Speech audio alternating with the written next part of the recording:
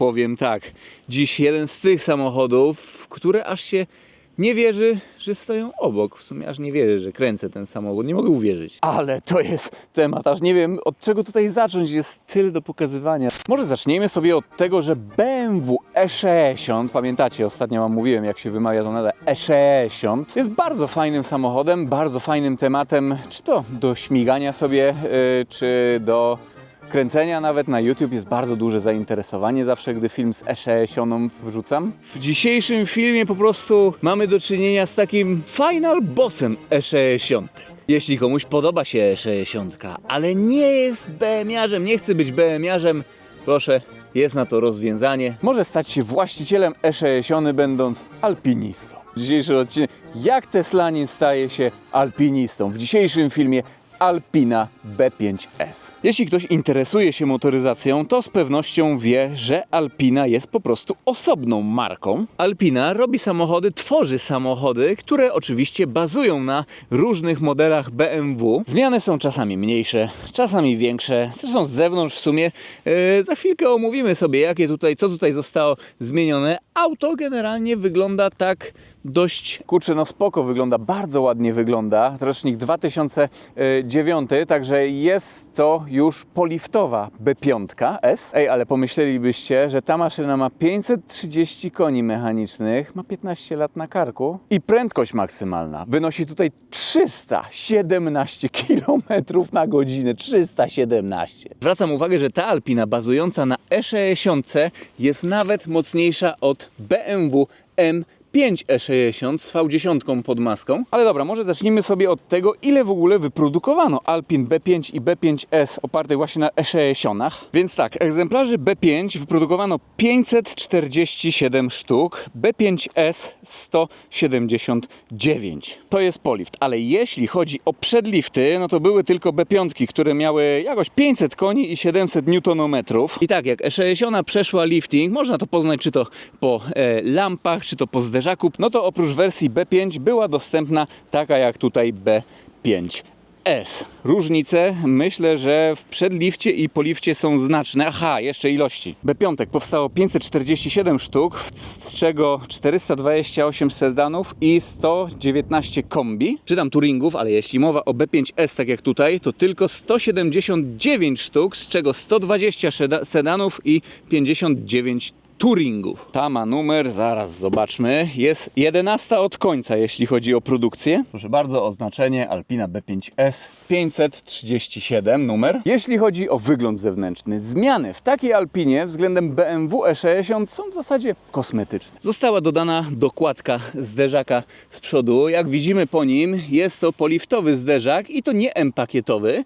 I proszę, taka dokładeczka, oryginalnie. Jezus Maria, ale to dumnie wygląda. Oczywiście to oklejenie.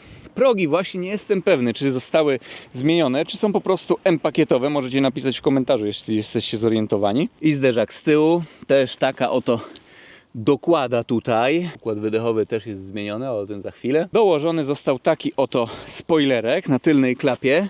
To dobrze dość wygląda. I te wszystkie zmiany, jak się okazuje, nie jest to pic na wodę, tylko poprawiają one aerodynamikę tego samochodu. No wiecie, 317 km na godzinę ma ten wóz jechać. Typowy niebieski alpinowski lakier, charakterystyczny właściwie dla samochodów tej marki, tak, tej marki. Aha, no i jeśli mowa o felgach, no i tutaj już będziemy się powoli zagłębiać. Mamy tutaj 20-calowe alpinowskie felgi, też charakterystyczne, bodajże to są Alpina Classic. Taka ciekawostka, zwróćcie uwagę, że tutaj nie ma wentylka na zewnątrz. Żeby sobie dopompować koło, no to musimy ściągnąć ten dekielek i w jednym z ramion jest po prostu poprowadzony taki tunel na powietrze. Przedliftowa B5 miała zmienione amortyzatory oraz sprężyny, jednak w polifcie sprężyny i amortyzatory też są zmienione, ale dodane tutaj zostały też amortyzatory aktywne ze zmiennym stopniem regulacji sztywności EDC. Jest to duża zmiana. Felgi zostały zmienione z przedliftowych 19 na 20, jeśli chodzi o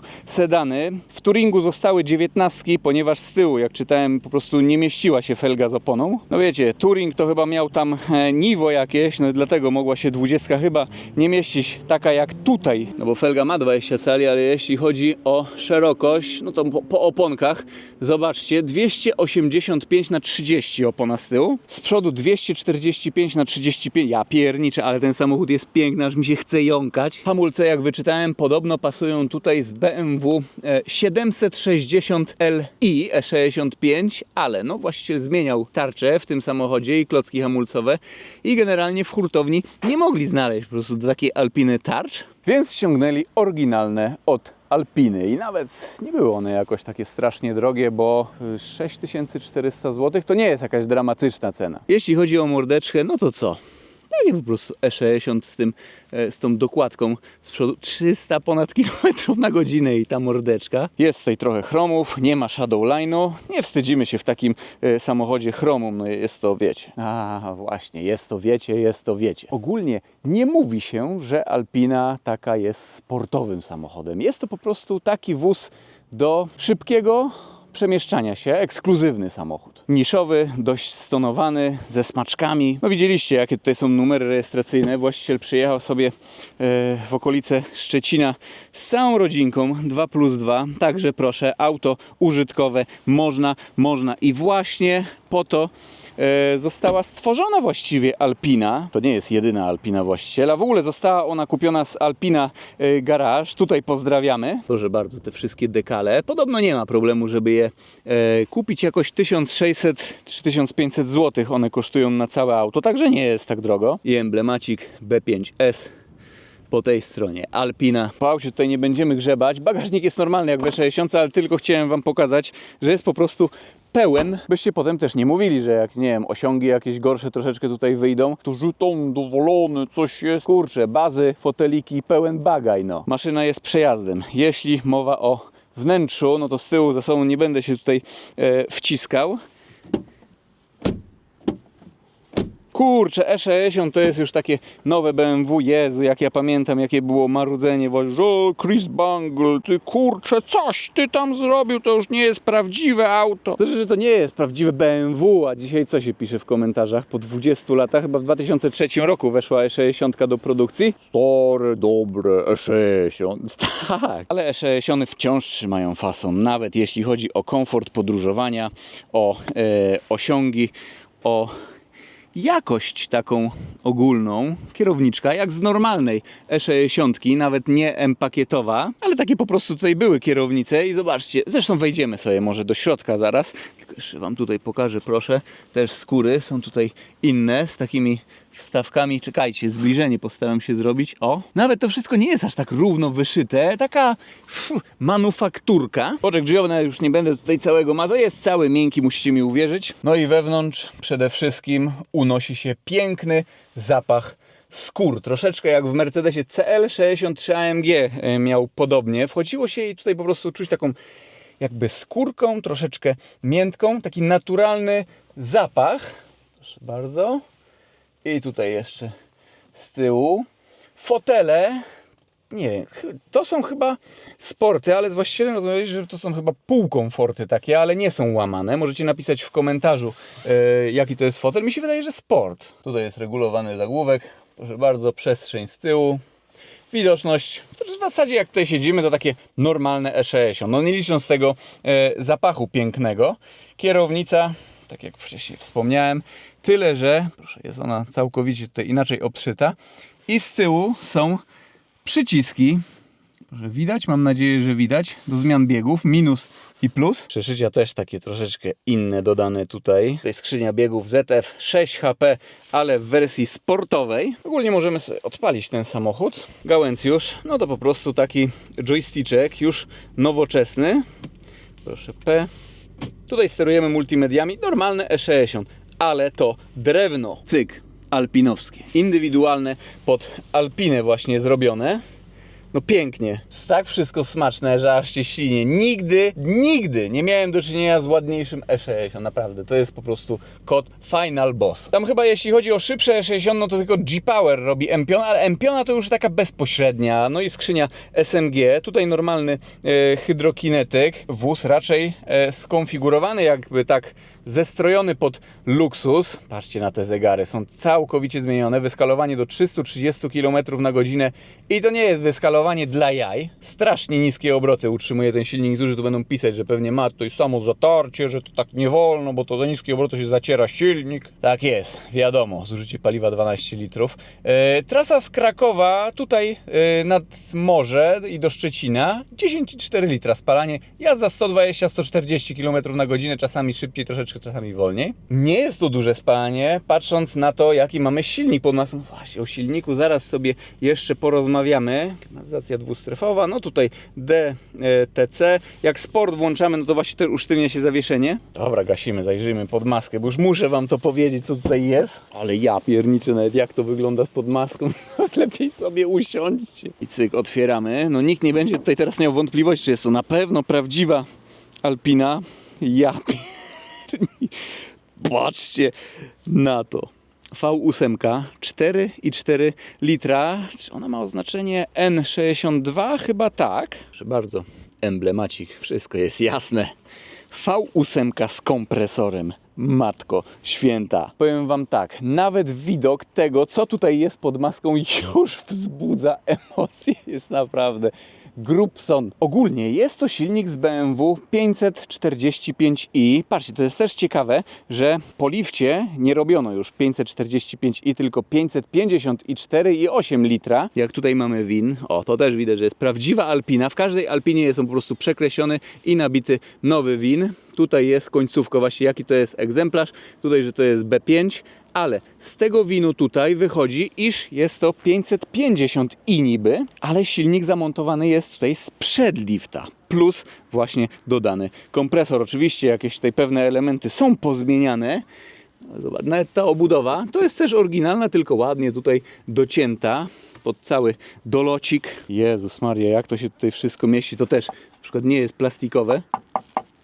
Proszę, kompresor, układ wydechowy jest tutaj oczywiście zmieniony. Firma Boysen, jakoś tak się to czyta. W Alpinach jest Boysen, właśnie robi wydechy. Jeśli chodzi o moc i parametry, B5 miała 500 koni mechanicznych oraz 700 Nm, B5 S 530 koni mechanicznych oraz 725 Nm jakoś. Aczkolwiek było coś takiego, że jeśli jak ktoś kupił sobie B5, to mógł pojechać do Alpiny i robili mu po prostu program silnika, bo B5 i B5S no to jest właśnie kwestia programu, jeśli chodzi o polifty. Czekajcie, dobrze powiedziałem? Program silnika i program skrzyni biegów. No jeszcze spójrzmy tutaj i po prostu dokładano z tyłu literkę S. Czy ciekawe, czy właśnie emblemat też wymieniano tam u góry? Producent deklaruje, iż takie B5S osiąga pierwszą setkę w 4,6 sekundy. Jest tutaj napęd na tył.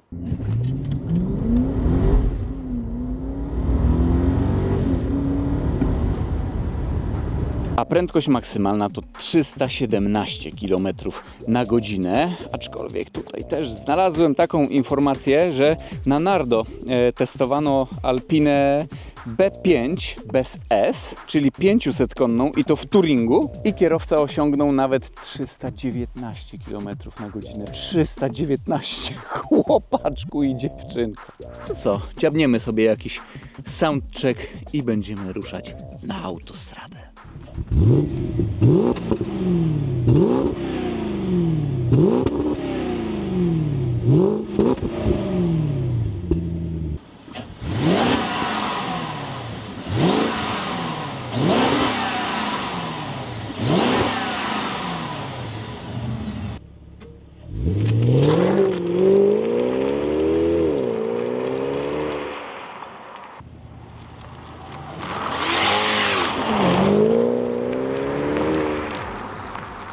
Jak ten samochód w ogóle się odzywa.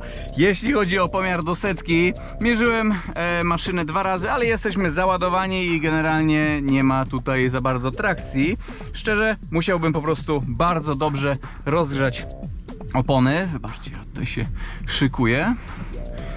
Opróżnić bagażnik, chociaż taki obciążony bagażnik, jeśli mamy napęd na tył i z przodu silnik, może i by coś to dało. No i dobra, wjeżdżamy na autostradę. Bardzo ważna próba autostradowa. Ale jak ten samochód się zbiera, jaki on ma dół, to jak przed nurkowaniem po prostu, przed wciśnieniem gazu trzeba tak i wcisnąć. No dobra. Ojejku. Niedziela to w stronę Berlina będzie chyba ruch. Chociaż nie. Tak? Dobra. Poczekajmy. Niech Arteusz pojedzie.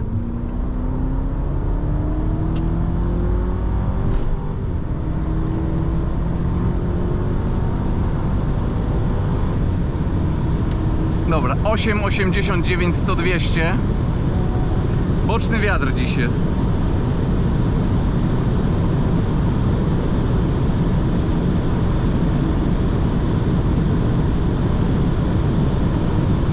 Dobra, tu chwilę odpuśćmy, bo nie wiemy co jest za górką.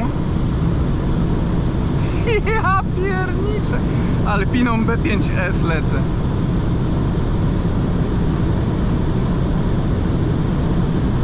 Dobra, 270 według GPS-u już było. Według licznika widzę jest trochę przekłamanie.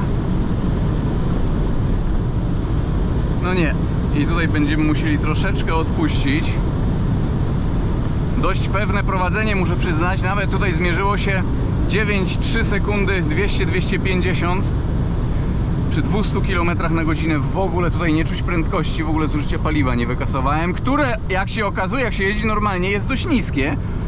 Jechałem tutaj od Lubieszyna pod granicą do pierwszego zjazdu, kilkanaście kilometrów, no takie 9 litrów. No takie bez kickdowna tutaj, takie wiecie, takie obmacywanie się po prostu. No i wjeżdżamy pod górkę, za chwilkę odcinek specjalny, mam nadzieję, że żadna kamerka tu się mi nie przegrzeje nagle. Polecimy. Ale tu ktoś maksa 190 pod górę jedzie, a my tutaj po prostu mówimy papa i lecimy.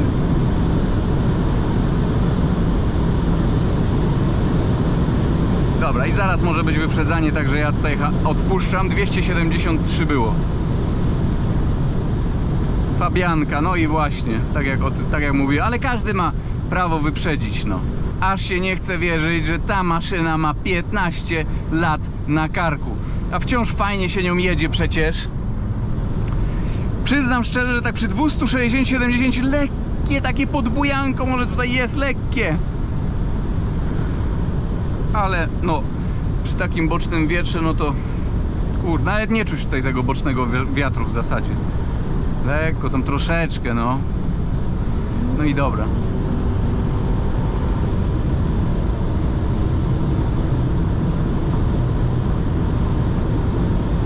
No to z górki takie chyba szybkie bujnięcie będzie.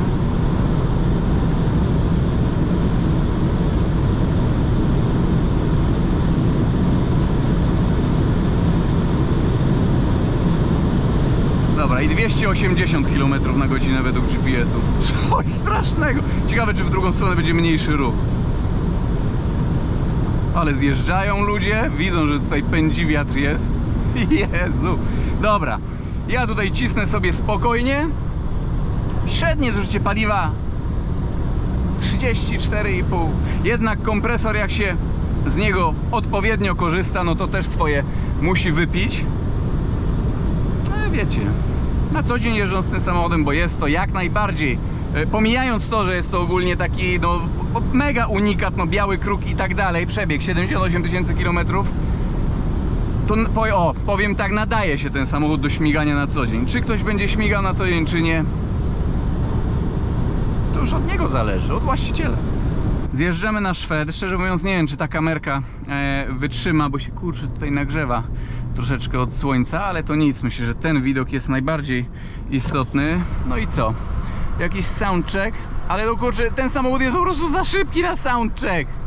Za szybki jest. Ja depnę, a on już jest 100 metrów dalej. Cida. Ja pierdzielę.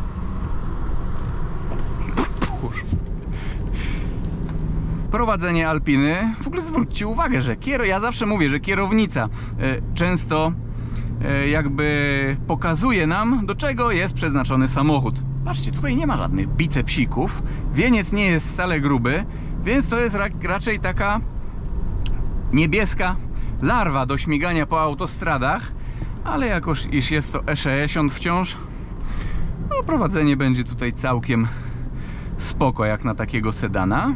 Bardzo precyzyjny układ kierowniczy, większe też felgi. Boże, ja się ze wzruszenia zaraz popłaczę, że jadę tym samochodem. Naprawdę jestem taki podjechany, że masakra. Masakra. Czekaj, 100-200 w ogóle mierzyliśmy? Tak, 8,80 coś było.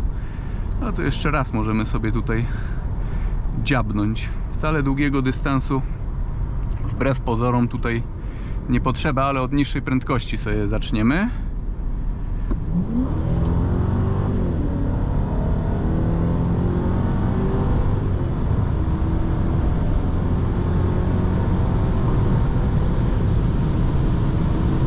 Dobra, 9,12 i było 0,2% minus, także praktycznie równo. No i dobra, ja tutaj skupiam się jeszcze na prędkości maksymalnej. Może jeszcze uda nam się troszeczkę pocisnąć, zobaczymy. No może będzie 3 paki.